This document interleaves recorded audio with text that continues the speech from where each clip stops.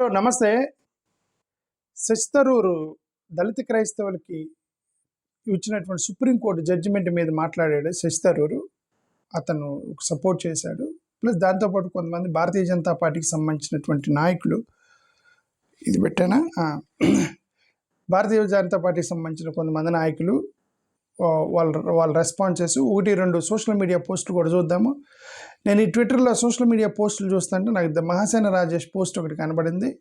So కాబట్టి ఇతనితో మొదలెడదాం. మహాసేన రాజేష్ తోటి. మహాసేన రాజేష్ దళిత క్రైస్తవులకు నష్టం చేసింది ఏ పార్టీ అని అటు పక్క రాహుల్ గాంధీ, నరేంద్ర మోడీ ఫోటోలు వేసి అతను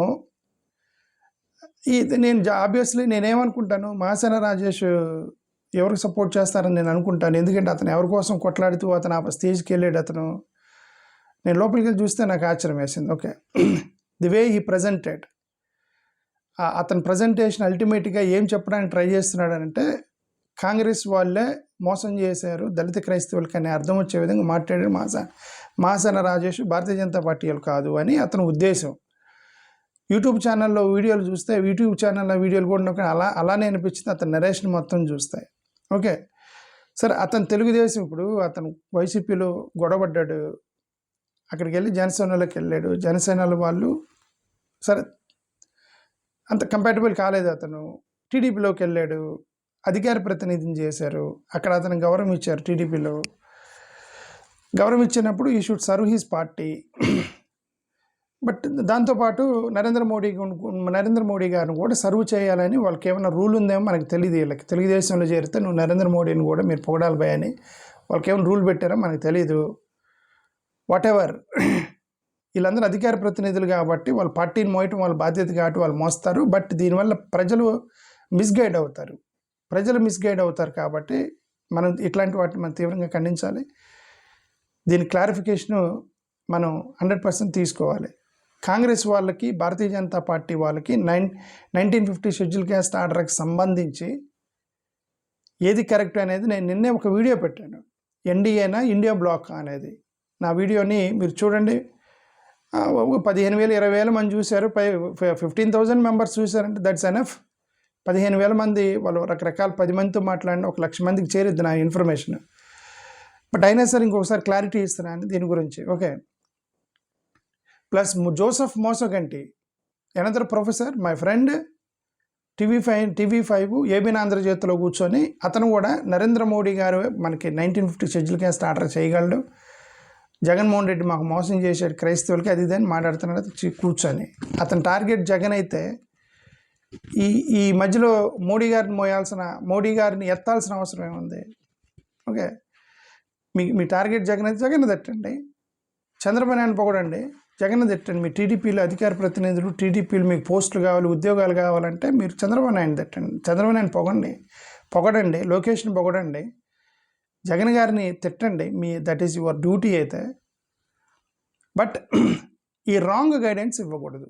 ఏమని, భారతీయ జనతా పార్టీ వాళ్ళే దళిత క్రైస్తవులకి రిజర్వేషన్ ఇస్తారనే విధంగా మాట్లాడటం కరెక్ట్ కాదు. ఎందుకంటే వాళ్ళు ఫిలాసఫికల్గా వాళ్ళకి వ్యతిరేకం. అది మేము మీ యొక్క వాక్యాలను చూసి, ఈ మహాసేన రాజేష్, జోసెఫ్ మోసగంటి వీళ్ళిద్దరు వాక్యాలు చూసి నవ్వుకునేది మేం కాదు, బీజేపీ ఆర్ఎస్ఎస్ వాళ్ళు నవ్వుకుంటారు దాన్ని. ఓకే, ఎందుకంటే వాళ్ళు చేస్తారు, వాళ్ళకి తెలుసు. వాళ్ళు ఏం చేస్తారు ఇప్పుడు చెప్తాను. బీజేపీ ఆర్ఎస్ఎస్ వాళ్ళు ఏం చేశారంటే దళిత క్రైస్తవులకి ఎస్సీ స్టేటస్ మీద బిల్లు పెట్టినప్పుడు 2003లో ఎన్డీఏ గవర్నమెంట్, వాజ్పేయి గారి గవర్నమెంట్ ఒక అఫిడవిట్ సబ్మిట్ చేసింది కోర్టుకి. హిందువులకు మాత్రమే రిజర్వేషన్స్ ఉండాలి, క్రిస్టియన్స్కి ఉండకూడదు అని చెప్పి అఫిడవిట్ సబ్మిట్ చేసింది కోర్టుకి, సుప్రీంకోర్టుకి వాజ్పేయి గవర్నమెంట్.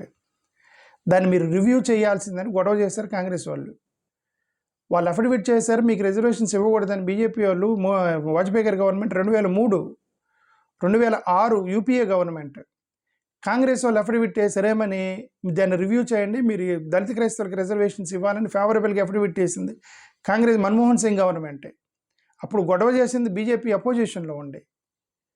ఓకే, 2011, 2014, 2015, 2019, 2022, 2023 ఇప్పటికీ 6 అఫిడవిట్లు సబ్మిట్ చేసింది సెంట్రల్ గవర్నమెంట్, మోడీ గవర్నమెంట్ ఇప్పటికీ సుప్రీంకోర్టుకి 6 టైమ్స్ అఫిడవిట్ సబ్మిట్ చేశారు దళిత క్రైస్తవులకు రిజర్వేషన్ ఇవ్వడానికి కుదరదని. ఎందుకు వీళ్ళు అఫిడవిట్ చేస్తుంటారు సుప్రీంకోర్టులో కోర్టు జడ్జి పెండింగ్ ఉంది అక్కడ. అది ఫ్రాంక్లిన్ థామస్ చేసిన కోర్టు జడ్జిమెంట్ పెండింగ్ ఉంది కదా, 2004 నుంచి పోతుంది ఆ జడ్జిమెంట్, ఆ కేసు. వీళ్ళు కదిలిస్తారు సుప్రీంకోర్టు కదిలించినప్పుడు వాళ్ళు వెంటనే సెంట్రల్ గవర్నమెంట్కి చెప్పి ఒక నోటీస్ పంపిస్తారు సుప్రీంకోర్టు, దీని మీద ఏంది చెప్పండి అని.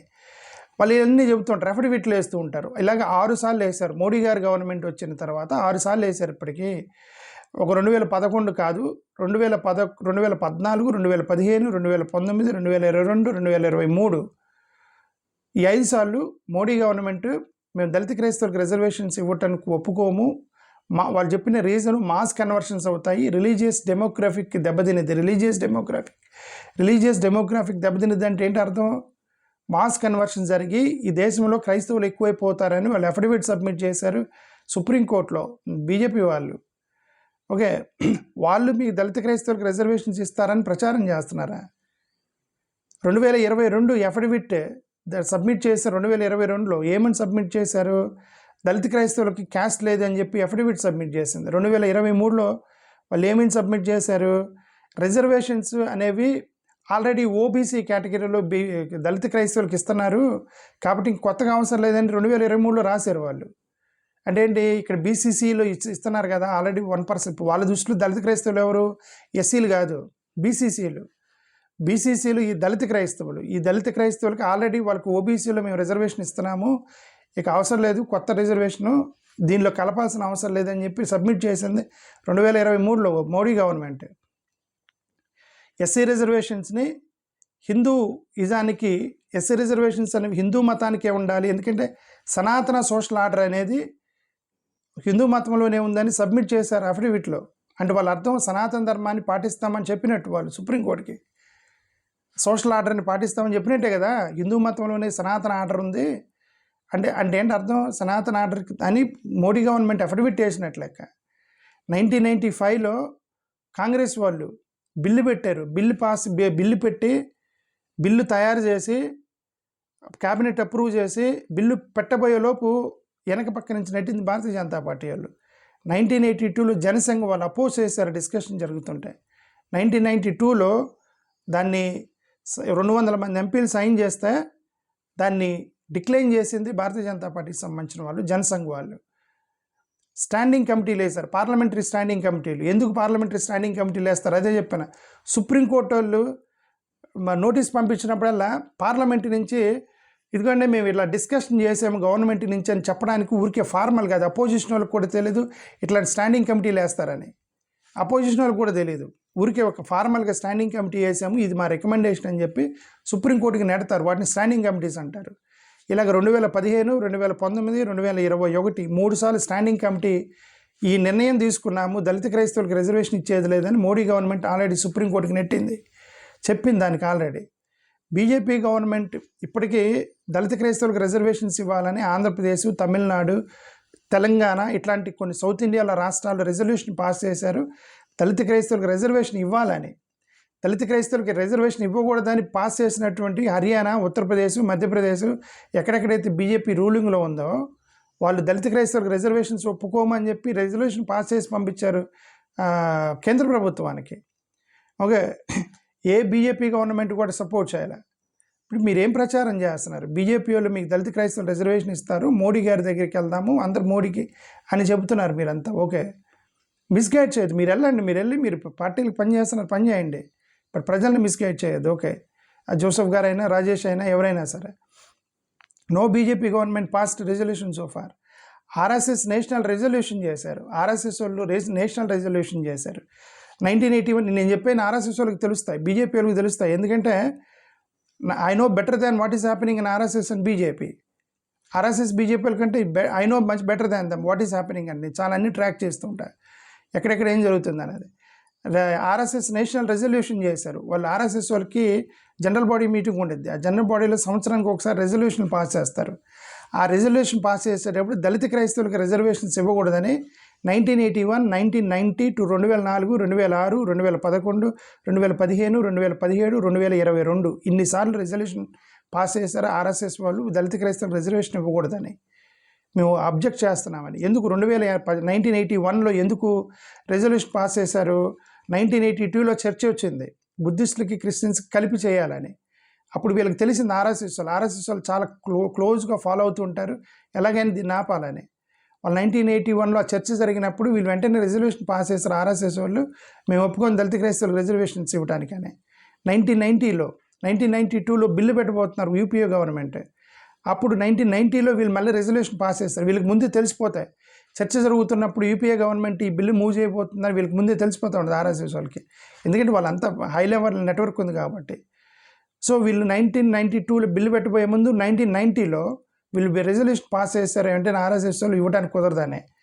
2004 యూపీఏ గవర్నమెంట్ రాగానే రెజల్యూషన్ పాస్ చేశారు. వాళ్ళకి వెంటనే సెన్స్ కొట్టింది, ఇది యూపీఏ గవర్నమెంట్ వచ్చింది, వీళ్ళు దళిత క్రైస్తవ రెజల్యూషన్ పెడతారేమో అన్న అనుమానంతో 2004లో వెంటనే వీళ్ళు రెజల్యూషన్ పాస్ చేశారు ఆర్ఎస్ఎస్ వాళ్ళు, దళిత క్రైస్తవ రిజర్వేషన్ ఇవ్వకూడదని. 2006, 2011 చర్చ జరుగుతున్నప్పుడు మన్మోహన్ సింగ్ గారు వీళ్ళు అఫిడవిట్లు దాఖలు చేశారు కోర్టులకి. అఫిడవిట్ దాఖలు చేసినప్పుడు వీళ్ళు వెంటనే మళ్ళీ రిజల్యూషన్ పాస్ చేశారు ఆర్ఎస్ఎస్ 2006-11లో దళిత క్రైస్తవ రిజర్వేషన్ ఇవ్వకూడదు కుదరదని. ఇక 2015-17లో మోడీ గారికి మళ్ళీ సుప్రీంకోర్టు నుంచి నోటీస్ వచ్చింది, మళ్ళీ ఆర్ఎస్ఎస్ వాళ్ళు రెజల్యూషన్ పాస్ చేయటం, ఆర్ఎస్ఎస్ వాళ్ళ రెజల్యూషన్ బట్టి కేంద్ర ప్రభుత్వం క్యాబినెట్ ఇచ్చి చేయటం. 2022లో కూడా అదే జరిగింది. వీళ్ళు మొత్తం కూడా దళిత క్రైస్తవ రిజర్వేషన్స్ ఒప్పుకోమని బీజేపీ ఆర్ఎస్ఎస్ చాలా క్లారిటీ ఉంది. వాళ్ళు ఏదన్నా చేస్తారు కానీ ఒక తప్పు మాత్రం చేయరు ఆర్ఎస్ఎస్ బీజేపీ వాళ్ళు, వాళ్ళ సిద్ధాంతాన్ని డివేట్ అయ్యి పక్కకి వెళ్ళరు. ఇట్లని కాంగ్రెస్ వాళ్ళన్నా రైట్ నుంచి మొదలెట్టి సెంటర్కి వచ్చి లెఫ్ట్కి వెళ్ళింది ఇప్పుడు కాంగ్రెస్. వాళ్ళ యాక్చువల్ రైట్ వింగ్ ఆ కాంగ్రెస్, తర్వాత లెఫ్ట్కి వచ్చారు, తర్వాత సెంటర్కి వచ్చారు, ఇప్పుడు లెఫ్ట్ మాట్లాడుతున్నాడు రాహుల్ గాంధీ. కాంగ్రెస్ వాళ్ళన్నా అటు నుంచి ఇటు షిఫ్ట్ అయ్యారు, కానీ బీజేపీ వాళ్ళు ఒకే ఒక సిద్ధాంతం మీద పట్టుకున్నారు, హిందుత్వ సిద్ధాంతం మీద.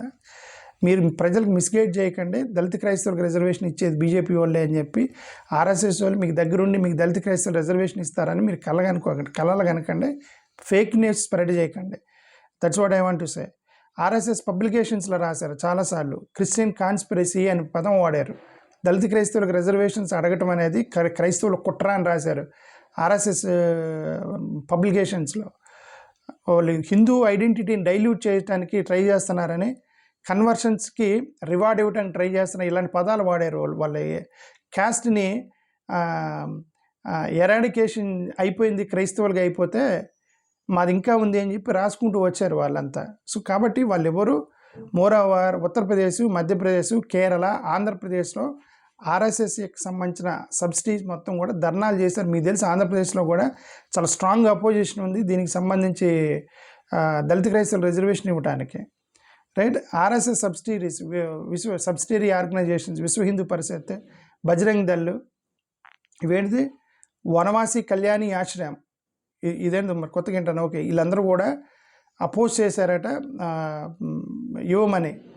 మోరోవర్ కాంగ్రెస్ గవర్నమెంట్లో వేసినటువంటి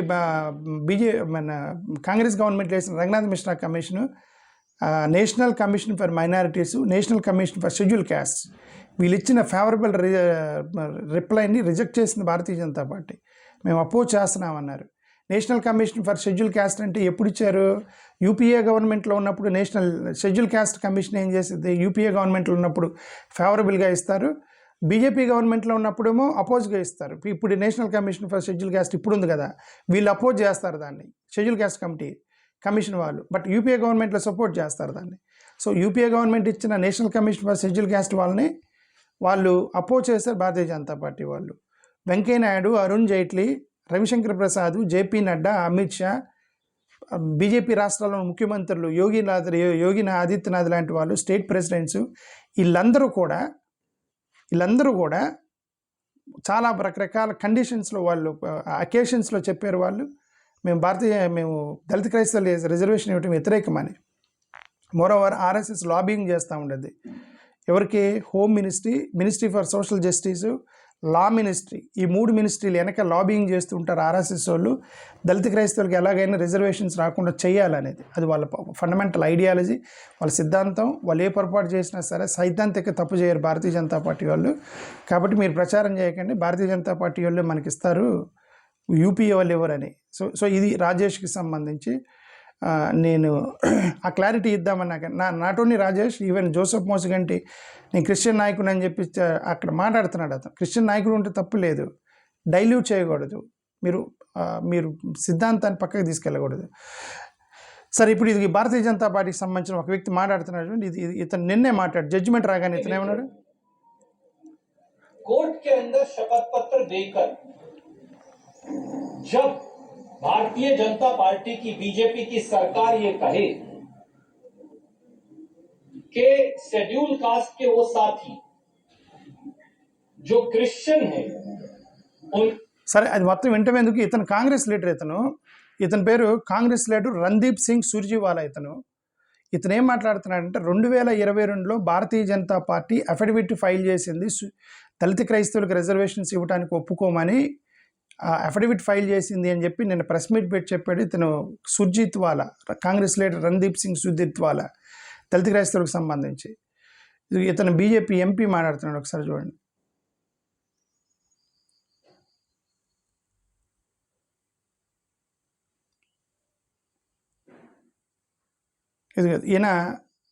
ఇతని పేరేంటి, బీజేపీ ఎంపీ మనన్ కుమార్ మిశ్రా. ఇతను ఏమన్నాడు, इतना नाजायज फायदा लोग उठा रहे थे कि आपने धर्म परिवर्तन किया और उसके बाद आप शेड्यूल कास्ट बन के और उसको आरक्षण का लाभ और भी जो भी सुविधाएं हैं उस सब का लाभ लेना, तो ये उचित नहीं था. तो अभी जो सुप्रीम कोर्ट का जो ये फैसला आया है, సరే ఇది హిందీ చూడటం ఎందుకు నేను చెప్తాను. ఇప్పుడు ఇతను ఏమంటాడంటే, BJP MP Manan Kumar Mishra says is appropriate decision తీసుకుంది, మేము వెల్కమ్ చేస్తున్నామని బీజేపీ వాళ్ళు ప్రెస్ మీట్ పెట్టి చెప్పారు. మీరు వాళ్ళని ప్రచారం చేస్తున్నారు, వాళ్ళే మనకి ఇస్తారని చెప్పి మా ఈ కొంతమంది దళిత నాయకులు. ఓకే, ఇది ఇంకొకటే. ఇతను ఒక బీజేపీ ఇతను ఏమంటున్నాడు, నేను ఇంకా జడ్జిమెంట్ చదవలేదు కానీ సుప్రీంకోర్టు డెసిషన్ మాత్రం కరెక్ట్, నేను వెల్కమ్ చేస్తున్నానని చెప్పేసి ఇతను బీజేపీ ఎంపీ దామోదర్ అగర్వాల్ నిన్న ప్రెస్ మీట్ పెట్టి మీరు చెప్పాడు, దాన్ని వెల్కమ్ చేస్తున్నామని. ఇతను ఇవన్నీ నేను ట్విట్టర్లో చూసి మీకు చెప్తున్నా. ఇతను BJP national spokesperson RP Singh, significant decision by supreme court, we're welcoming it, Dalit క్రైస్తవులకు రిజర్వేషన్ ఇవ్వడానికి లేదు అని చెప్పి బీజేపీ వాళ్ళు పెట్టినటువంటి ప్రెస్ మీట్ ఇది. కాబట్టి మనోళ్ళు ఎవరైనా సరే బీజేపీ వాళ్ళే ఇస్తారు, మనోళ్ళు ఎవరు అని మీరు ఎవరైనా ప్రచారం చేస్తే నమ్మకండి. అది వాళ్ళ పొలిటికల్ సర్వైవల్ కోసం వాళ్ళు అంత మాట్లాడతారు, మీరు డివేట్ అవ్వకూడదు. అది వాళ్ళు మనకే కాదు, వీళ్ళు నవ్వుకుంటారు. ఫస్ట్ ఆర్ఎస్ఎస్ బీజేపీ వాళ్ళు నవ్వుకుంటారు, ఎవరన్నా బీజేపీ వాళ్ళు దళిత క్రైస్తవులకు రిజర్వేషన్ ఇస్తారని చెప్పి ప్రచారం చేస్తే వాళ్ళు నవ్వుతారు, మనం కాదు. ఓకే, ఎందుకంటే వాళ్ళ సిద్ధాంతం వాళ్ళకి తెలుసు, వాళ్ళు ఎట్టి పరిస్థితులు తప్పు చేయరు, అది వాళ్ళ సిద్ధాంతం డివేట్ అవ్వరు. పొలిటికల్ పార్టీలన్నీ డివేట్ అయినాయి. సెక్యులర్ పార్టీలు వెళ్ళి మోడీకి మద్దతు ఇచ్చారు, ఈ కాంగ్రెస్ పార్టీ కూడా లెఫ్ట్ నుంచి రైట్ నుంచి సెంటర్కి వెళ్ళింది, కానీ బీజేపీ ఒకే లైన్లో వెళ్తుంది, హిందుత్వ లైన్లో. వాళ్ళు ఎప్పుడు తప్పు చేయరు.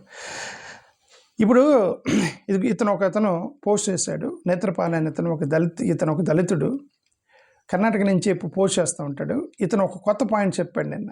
ఆ కొత్త పాయింట్ ఏంటంటే, ఇది వీడియో ఎంతసేపు వచ్చిందో నాకు తెలియదు, మీరు వింటాను ట్రై చేయండి. కొత్త పాయింట్ చెప్పాడు. ఇతను రాసాడు ఏమని, ఇది 1840లో page number 1901 caste census, 1901 caste సెన్సస్లో 390వ పేజీ ఇతను స్క్రీన్ షాట్ పెట్టాడు నిన్న సోషల్ మీడియాలో. ఈ స్క్రీన్ షాట్లో ఏమని ఉందంటే, ఇదిగోండి, హిందూ మతంలో దళితులని గుడుల్లోకి రానివ్వరు, హిందూ మతంలో దళితుల మీద కుల వివక్ష ఉండేది, వాళ్ళని ముట్టుకోరు, అంటుకోరు, ఊరు బయట పెట్టారు, ఇది మొత్తం రాసి. కానీ క్రిస్టియన్ మతంలోకి వస్తే వాళ్ళందరినీ మిషనరీసు స్కూల్లో చదివించి, కొత్త బట్టలు ఇచ్చి, భోజనం పెట్టి, వాళ్ళ మెంబర్స్గా తీసుకొని ఎలాంటి కుల వివక్ష లేకుండా చేశారని ఒక మిషనరీ రాసినటువంటి 1901 సెన్సస్ సర్వేని పోస్ట్ చేశాడు. అంటే అర్థం ఏంటి, నేను చెప్పిన కొలోనియల్ మైండ్ సెట్తో ఉన్నారు వీళ్ళు అని. అంటే ఏంటి అర్థం, అప్పుడు 1901లో అప్పుడున్న క్రైస్తవులు మిషనరీస్ ద్వారా లబ్ధి పొందారు. అంటే మిషనరీస్ క్రిస్టియానిటీలోకి మారిపోయిన వాళ్ళకి ఉద్యోగాలు ఇచ్చి, డబ్బులు ఇచ్చి, స్కాలర్షిప్స్ ఇచ్చి, విదేశాలు పంపించి, క్రిస్టియన్ స్కూల్లో చదివించి, వాళ్ళకి కావాల్సిన ఉద్యోగాలు ఇచ్చి, వాళ్ళ దగ్గరే ఎక్కడో సాటి ఉద్యోగాలు ఇచ్చి, ఇవందరూ ఆదుకున్నారు మిషనరీలు వాళ్ళు క్రిస్టియన్స్ని. ఆ మైండ్ పెట్టుకొని ఇప్పుడు వీళ్ళు ఏమన్నారంటే, మీకు డబ్బులు వస్తున్నాయి, క్రిస్టియన్గా మారితే డబ్బులు వస్తే మీకు మిషనరీ ఉద్యోగాలు ఇస్తున్నారు, మీరు మీకు ఫారెన్ నుంచి డబ్బులు వస్తాయి అని ఆ జనరల్ మైండ్ సెట్తో ఉన్నారంటే ఇంతకైనా నిదర్శనం లేదు భారతీయ జనతా పార్టీ వాళ్ళు. ఇప్పుడు క్రిస్టియానిటీ వేరు, అప్పుడు క్రిస్టియన్స్ మిషనరీలు ఫారెన్ ఫండ్ తోటి వీళ్ళని ఆదుకున్నారు. ఇప్పుడు క్రిస్టియన్స్ భక్తులు వేసిన చందాలతో బతుకుతున్న పాస్టర్లు వీళ్ళందరూ. భక్తులు ఒకరోజు చందా ఇవ్వకపోతే పాస్టర్లకు ఆ రోజుకు భోజనం లేదు. సో భక్తుల మీద ఆధారపడ్డటువంటి సంఘాలు ఇవన్నీ కూడా ఇప్పుడు ఎవరికి ఫారెన్ ఫండింగ్ రావట్లేదు. అప్పుడున్న కండిషన్స్ని ఇప్పుడు పెట్టేసి ఈ దళిత క్రైస్తవ రిజర్వేషన్ తీసేయడానికి ట్రై చేస్తున్నా, ఇంతకైనా నిదర్శనం లేదు. అందుకే నిన్న శశి తరూరు ఒక మాట మాట్లాడు. ఒకసారి శశి తరూరు ఏమన్నాడు అని. I saw the newspaper reports of the Supreme Court judgment. It will come as a disappointment, particularly to our Dalit Christian community, because many of them feel that the discrimination they're enduring as Dalits does not cease when they become Christians, or has never stopped affecting them even as Christians. అదే దళిత క్రైస్తవులకి ఇచ్చినటువంటి judgement నాకు బాగా disappointment చేసింది. అయినా సరే ఇది 1950 నుంచి వస్తుంది, నేను రోజు చెప్తున్నాను కదా, పెద్ద కొత్త కేసు ఏం కాదు. బట్ అయినా సరే వాళ్ళు ఆ జడ్జిమెంట్ ఇచ్చి నేషనల్ వ్యాప్తంగా తిప్పారు భయపెడతానికి దళితుల్ని. ఓకే, సో ఇది కరెక్ట్ కాదని చెప్పి ఇతను శశి తరూర్ చేసినటువంటి స్టేట్మెంట్ దళిత క్రైస్తవులకు సపోర్ట్ చేస్తూ. ఓకే, అదే నేను చెప్తున్నాను, వాళ్ళు అపోజ్ చేస్తారు, వీళ్ళు సపోర్ట్ చేస్తారు. రివర్స్ చెప్పకండి. మనకు దళిత క్రైస్తవులకు ఇచ్చేది అంటే ఆంధ్రప్రదేశ్లో నెరేషన్ ఏంటంటే ఇద్దరు మోడీ బ్యాచ్, వైసీపీ టీడీపీ ఇద్దరు మోడీని పెంచితే వాళ్ళకి ఏంది జస్టిఫై చేసుకుంటున్నారు. ఎందుకు మోడీ గారిని తిట్టడం ఇష్టం ఉండదు ఎవరికి, టీడీపీకి వైసీపీకి ఇష్టం ఉండదు మోడీని తిట్టడం. దాన్ని బట్టి కాంగ్రెస్ని బ్యాట్ చేయాలని ట్రై చేయకూడదు, ఎందుకంటే మైనారిటీకి అండగా ఉంటుంది వాళ్ళే. మేము మోడీ గారిని పొగుడుకోండి, తప్పులేదు. ఓకే, ఇప్పుడు మిగతా విషయాల్లో మరి ఇంత డీవేట్ అవ్వకూడదు. మరి దళిత క్రైస్తవులకు వాళ్ళే చేస్తారు, కాంగ్రెస్ వాళ్ళు ఏం చేయాలి, ఇట్లాంటి మరి అంత వక్రీకరించి చేయకూడదు. చెప్పుకోండి, మోడీ గారు డెవలప్మెంట్కి డబ్బులు ఇచ్చారు, మోడీ గారు అది చేశారు ఇది చేశారు, ఆయనే బెటరు. ఎందుకంటే దట్స్ పొలిటికల్ సర్వైవల్ కోసం చేయవచ్చు మీరు, బట్ టూ మచ్ డీవేట్ చేయకూడదు. That's what I want to say. Next, ఇది ఆర్ఎస్ ప్రవీణ్ కుమార్ మాట్లాడాడు. అది ఆర్ఎస్ ప్రవీణ్ కుమార్ ట్వీట్ చేశాడు, మీరందరూ చూసుంటారు. సో వీడియో ఎక్కువైంది కానీ నేను చదవట్లేదు, మీరు వెళ్ళి ట్విట్టర్లోకి వెళ్ళి చూసుకోండి. అది ఆర్ఎస్ ప్రవీణ్ కుమార్ సపోర్ట్ చేస్తూ రాశాడు. Okay, I think Harsha Kumar ఒక వీడియో పెట్టినట్టున్నాడు, పివి సునీల్ కుమార్ పెట్టాడో లేదో తెలియదు. విజయ్ కుమార్ అన్న ట్వీట్ చేశాడు, నేను ఇవన్నీ చూసా. విజయ్ కుమార్ హర్ష కుమారు పివి సునీల్ కుమార్ రెస్పాండ్ అయ్యాడో తెలియదు, బట్ కొద్దిగా దళిత నాయకులు ఫేవరబుల్గా రెస్పాండ్ అయ్యారు దళిత క్రైస్తవులకు సపోర్ట్గా. ఓకే, ఇది we can convert Dalit reclaim scheduled caste status after reconversion. ఈ లైవ్లో వాళ్ళు when can convert Dalits can reclaim scheduled caste status. Reclaim అంటే ఏంటి అర్థం, పోగొట్టుకున్నారు వాళ్ళు. నేను ఒక వీడియో పెట్టాను, మా చేతిలో లాక్కున్నారని. అలాగే వాళ్ళు లాక్కున్న దాన్ని మళ్ళీ ఎప్పుడు రీక్లెయిమ్ చేయగలరు అని చెప్పి లైవ్లో వాళ్ళు చేసినటువంటి ఒక ట్వీట్ ఇది. అంటే ఈవెన్ లైవ్లో knows that it is injustice to Dalit Christians. ఇది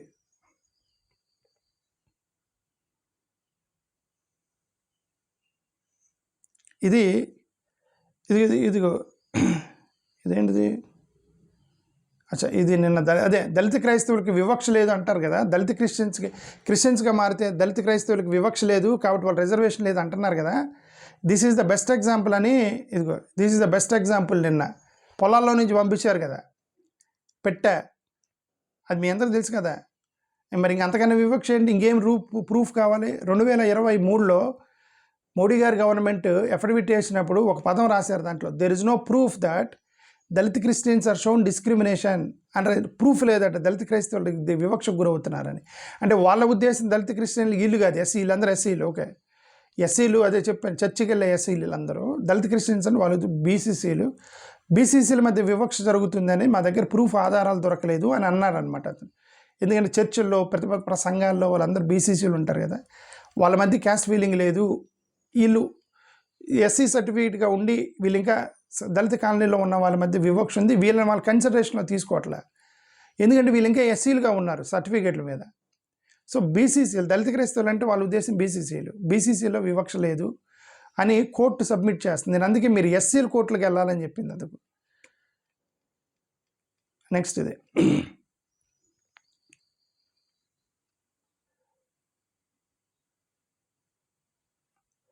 ఇది మోహన్ దాస్ పాయ్, రాజ్దీప్ సర్దేశాయ్ గారు ఒక పోస్ట్, రాజ్దీప్ సర్దేశాయ్కి ఉన్న జనరల్ నోషన్, ఒక హ్యుమానిటేరియన్ నాకు తెలిసిన వరకు ఏ జర్నలిస్ట్కి లేదు.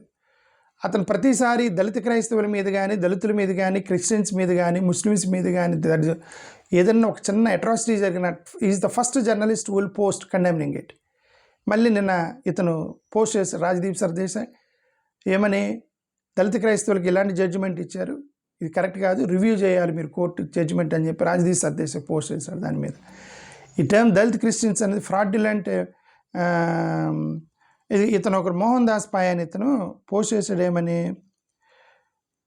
దళిత క్రిస్టియన్స్లో క్రిస్టియానిటీలో దళిత క్రిస్టియను, బ్లాక్ క్రిస్టియను, ఈ క్రిస్టియన్స్ అనేవి లేవు, అందరూ ఒకటే క్రిస్టియను, అందరూ ఈక్వాలిటీ అని అంటున్నారు. సరే ఏదో పోస్ట్ చేశారు, ఓకే, మోహన్ దాస్ పాయ్ ఎవరో మరి అతను. అయిపోవచ్చింది, క్లోజ్ చేద్దాం. మీరు 20 minutes దాటితే నాకు భయం వేస్తూ ఉంటుంది, మీరు చూస్తారా ఇంత పెద్ద వీడియో లేదా. బాబాసాహెబ్ అంబేద్కర్ రాసిన ఒక కొటేషన్ ది దళిత్ వాయిస్ వాళ్ళు పోస్ట్ చేశారు. దీని జడ్జిమెంట్ రాగానే, ఐ మీన్ గతంలో ఎప్పుడు పోస్ట్ చేసినంటే దీని ఏంటి, a person who is untouchable to a Hindu is also untouchable to Muslim and Christian.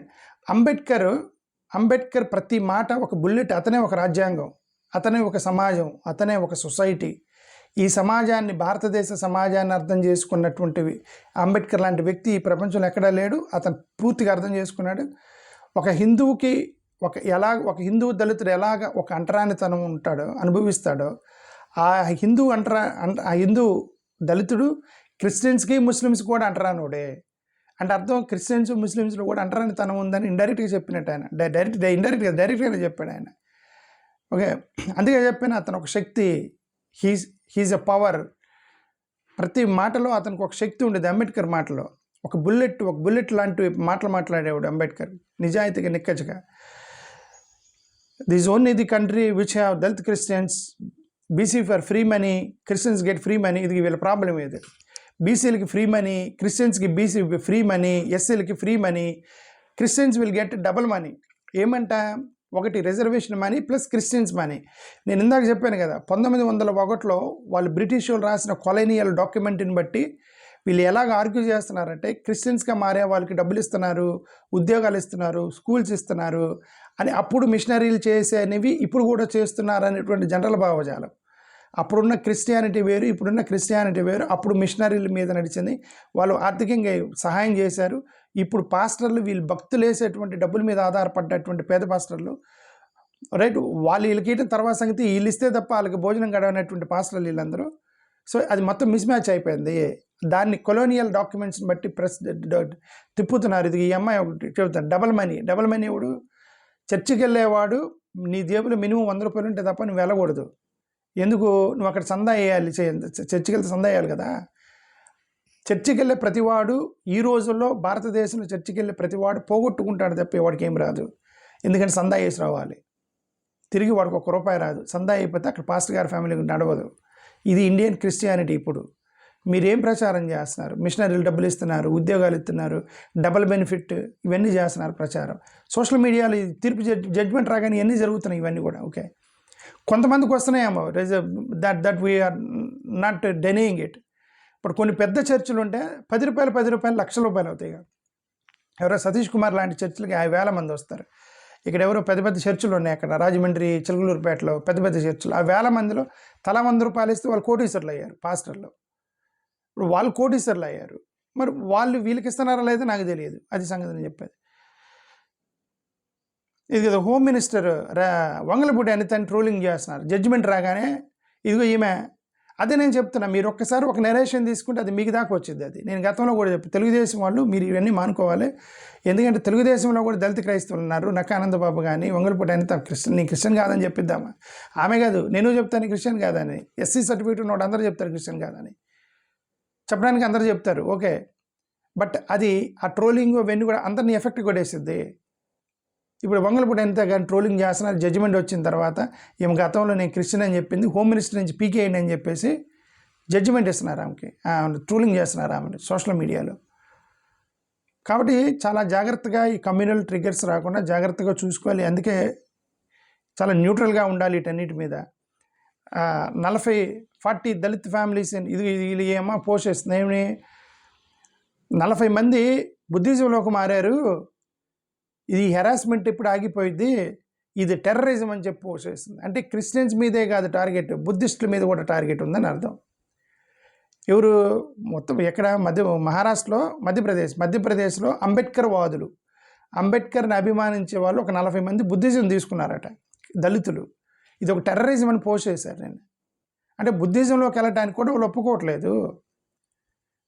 బుద్ధిజంలోకి వెళ్తారు ఎందుకంటే బుద్ధిస్టులకు ఎస్సీ రిజర్వేషన్ ఉంది కాబట్టి ఫ్రీగా వెళ్తారు. సో అది కూడా వాళ్ళకి ఒప్పుకోవట్లే, టెర్రరిజం అని పోస్ట్ చేస్తారు బుద్ధిజంలోకి వెళ్తే. ఇది ఇతను ఒక అతను పోస్ట్ చేస్తాడు, నీకు ఎస్సీ స్టాటస్ కావాలా హిందూయిజం కావాలా, మీరు ఒకటి తేల్చుకోండి. మీరు ఎవరైనా ఆప్షన్ ఇవ్వడానికి హిందూ మతం కావాలి ఎస్సీ రిజర్వేషన్ కావాలంటే, హిందూ మతం అనేది వాళ్ళ చాయిస్, రిజర్వేషన్ అనేది వాళ్ళ ఫండమెంటల్ హక్కు. మీరు ఫండమెంటల్ హక్కు లాగేసి చాయిస్ని నెడుతున్నారు. Religion is the choice, reservation is the fundamental right. మీరు ఫండమెంటల్ రైట్ లాగేసి మీ చాయిస్ని బలవంతంగా నెడుతున్నారు. ఇది కరెక్ట్ కాదు కదా. అది